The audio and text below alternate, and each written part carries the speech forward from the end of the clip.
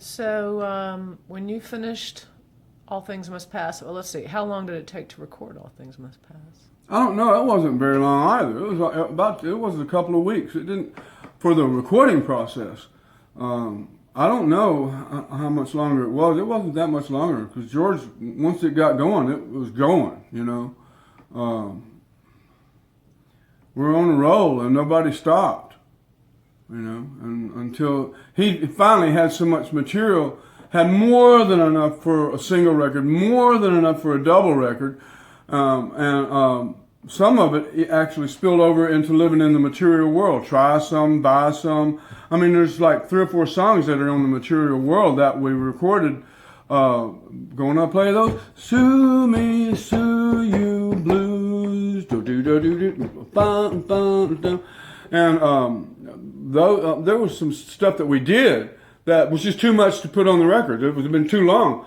As it was a double album, and we didn't know that he had taken the jams and made the Apple Jam record and gave everybody who was on, their respective songs writer's credit. So I have writer's credits on the Jam record and on like three songs. Yeah. So when Pretty you were cool. recording, was it kind of difficult? You had a bunch of people hanging out outside waiting to see George and all that sort of thing? Well, only certain people were allowed in. For some reason, they allowed all those Hare Krishna people in, and they would just come bursting through the doors, throwing rose petals and peanut butter cookies everywhere. I mean, it was just like banging them down drums and ringing bells and shit.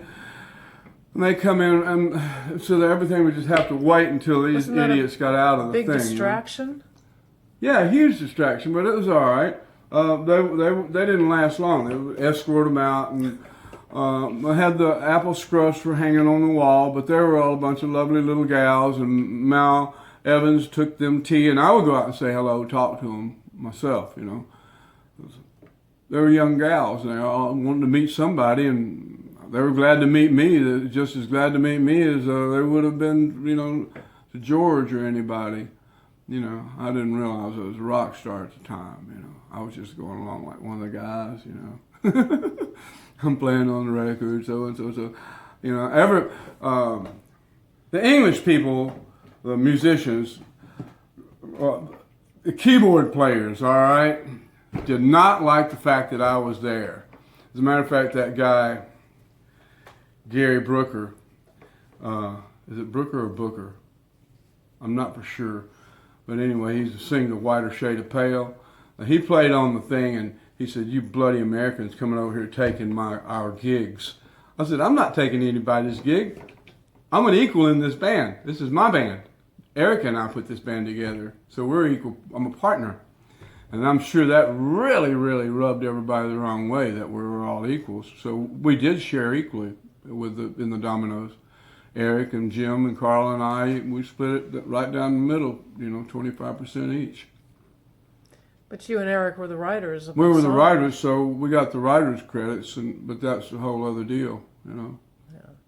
Well, everyone still benefited from it, Even Layla. I didn't write Layla, but we all still benefit from it, Right. even after all these years.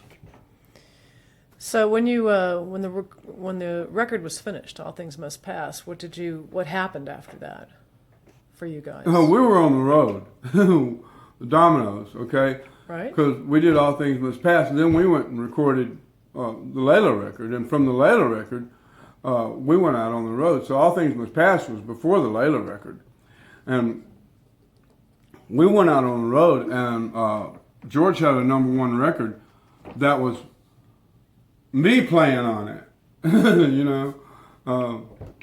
All of you, wasn't it? I mean, Not Eric on not on the first part of it. Not on All Things Must Pass was Eric and me. He was on that. That's me and Eric singing background on All Things Must Pass.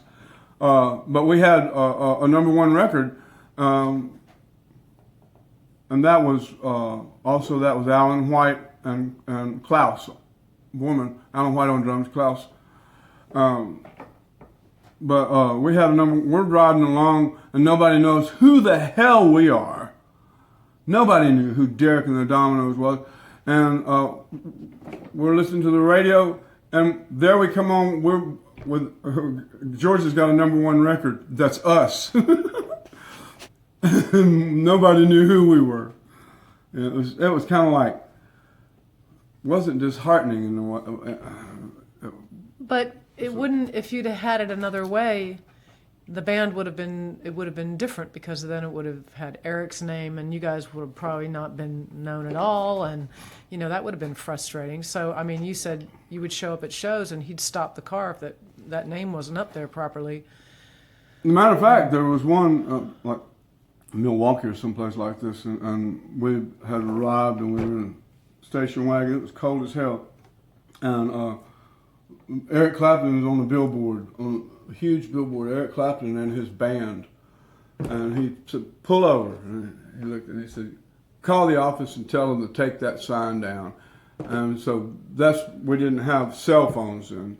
So Bruce had to go to a payphone and call the office and say, Eric's not going to do the show until this billboard comes down with his name on it. So he didn't want his name used in any of the advertisement. Really frustrated Robert Stigwood.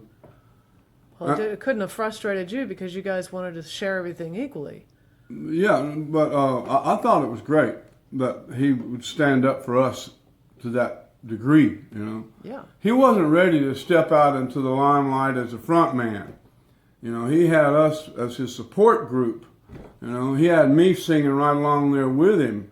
I was pushing him vocally, and it was a pretty, he wasn't quite ready yet, and he still had to go through getting way, way down there before he would come out.